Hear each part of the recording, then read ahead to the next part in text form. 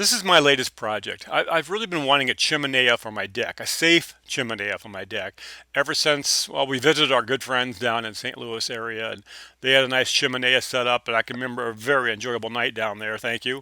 Um, and so I really always wanted one for the deck, but I just didn't think the ceramic one would be what I wanted. We get some awful cold temperatures here, and it might hold up. I don't know, but all the time I've been thinking about this, I've also started making phone calls trying to get rid of this. This is a an LP tank I had, and it finally dawned on me. Well, this may be a Chimenea kit right here. This LP tank I bought 20 some years ago at an auction, maybe more even. It was actually running a steam cleaning system.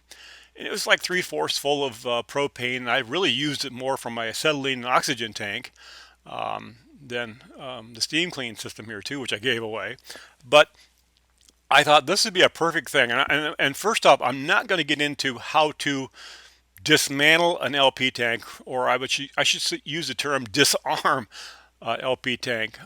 Even if you actually open the valve up until it stops gassing, you still got LP in there. It's just equalize the pressure to the rest of the outside environment. So please look up how to take the valve off safely, and if you're thinking about doing this particular project here too. I started mine last fall, and with the help of a very large wrench, penetrating oil, and even a hammer, I finally was able to unthread my valve and got rid of that. And then I went ahead and water, rinsing, Dawn soap, rinsing, more water, rinsing, and I put it away for the wintertime. I came back to it this spring, more rinsing, and then I started processing it here too. But really, once I got started, I got all the holes cut in one day. Basically, thanks for my new Plasma Weld Cut 60 plasma torch. Boy, there's lightning in the bottle. I'm real happy with that particular brand. I bought it because it was highly rated and it had a CNC interface for potential future things too. I did use a MIG welder.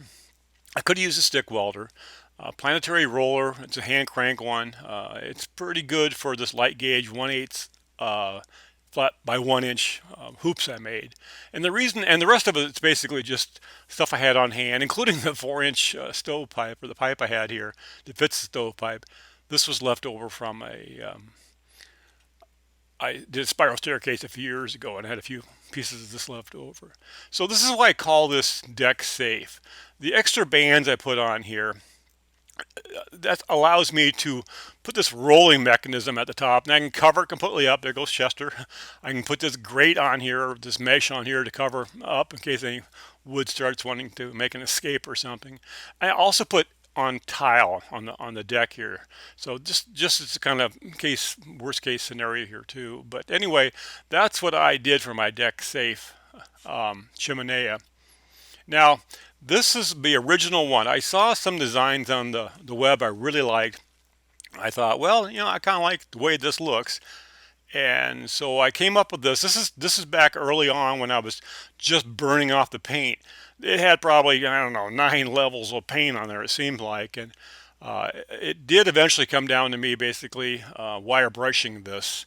But it did come off, and I got a pretty good job of painting on it. The what I did to cut the arches. Now, I'd made this little elliptograph with my 3D printer for a project a couple years ago. And I took a piece of paper and folded it in half and folded it again for quarters. And I put this thing right in the middle, and I made the arch, or the oval I wanted, cut it in half, extend the lines, what I needed, and then transferred that to this aluminum flashing. The aluminum flashing has these magnets I inserted on, just drilled holes around to hold this template, more of a guide for my torch, because I found out early on I am terrible at freehanding with a plasma torch.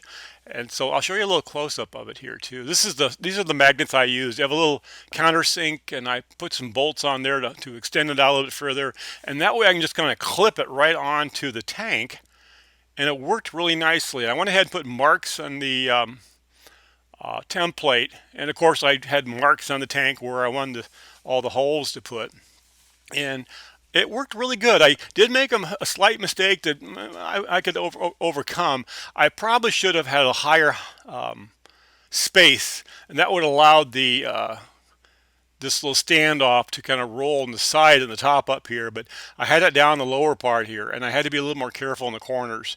I did start in the back, so no one could see that, but really it worked just fine in this regard. Um, I still had to kind of hit it a little bit with the grinder and all that. And here's a second mistake I made. I had to make a 14 1/4 inch disc that would fit up through that cut in the bottom so I could weld the base of the firebox. Well, it wasn't big enough, and I had to put a notch in the top of that, 3/8 of an inch by an inch, so I could slide the disc in there and then turn it and then weld it in place. So if you are putting a base in there, make sure your arch is big enough you could fit in there. Otherwise, you'll have to modify it like I did. So this is it when I was just taking pictures of it. The base in there too. No, base was 14 1/4, like I said, and it's made out. I made this out of 1/4 inch flat plate. I just happen to have some on hand from an earlier project, and I was really impressed at how well that plasma torch cut through that. I did make another template. I measured mine is about 1/8, sorry, 1/2 of an inch from the middle of the plasma torch to the standoff on the top. And so then I estimated half of a kerf. And so I made my measurements here and cut this out. And sure enough, it turned out to be 14 1/2 inches. I still had to touch it up a little bit with the grinder just to make sure, because even the tank is not 100% round. The top part here, I didn't care about that being precision. That's just a spacer to get it up to the side of that torch. So, and this is what I use for the rollers. Again, my hand planetary roller system, I just cranked this 1 inch by 1/8 inch metal through. And I a couple little trials and errors until I got it just right. Then I spot welded each little hoop in place. I can take them off if necessary, but the inner one was pretty easy because that kind of conformed to the radius of the tank anyway. I did put these little 1/2 inch spacer nuts in here too. Then I bolted on the bolts here. This is earlier on when I was just getting things sized. And the outer race here, again, I tried to be real precision if I possibly could, making sure it's kind of flat. And I only use 3 pulleys. That way, at least they're always in contact. If I would use 4, something would not have worked very well. And I took these pulleys out of a little pulley system I had, like a little block and tackle type of system, a real cheap one. These are about inch across, and there's no ball bearings. They were just running on the rivet running through there. These just run on the bolt here because this is going to be outside, and if I have water and bearings inside here, they're just going to freeze up. So this is just kind of whatever material, brass alloy this is, it just runs on this bolt here. And I like the bolts extra long like I put in, because then you get some hand holds to it, spin it around. And also all the sheet metal I put on the outside of this, as well as the grid mesh, that's all just bolted to it, so it makes it real easy to replace. So now I did cover up all my information on this tank, but I'm not exactly sure when it comes to legality of an LP tank. It says property of somebody, and so, well, you have to work really hard to figure out this one here too. But I did cut the top off with a sawzall, or my tiger saw. I put a metal blade in there because I wasn't sure exactly how thick the top was, and it turned out to be about 1/4 of an inch. And it cut really. I did kind of size it up with the plasma torch later on so it would fit the tubing, but it took less than 10 minutes to cut the top off with the tiger saw. And I didn't really have to do it, but I was trying to play this nice and safe, and that way it gave me some visual inspection inside of it. And I did grind it up, make it nice and flat, and it made a nice spot to weld the metal pipe on. So anyway, this is a very enjoyable thing. It was about 47 degrees that night. This is one of the first burns, and one of the things not in the picture here, the chimney pipe I used was just 3 feet originally.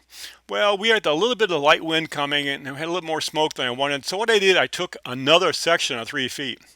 So I have a 6-foot chimney on top of this, because if you double the chimney, you really double the draw. So I'm hoping to get all the smoke going up the chimney and not actually on the deck then too. But yeah, I'm real happy how this turned out. So it's a great, not recycling, but upcycling of this particular tank.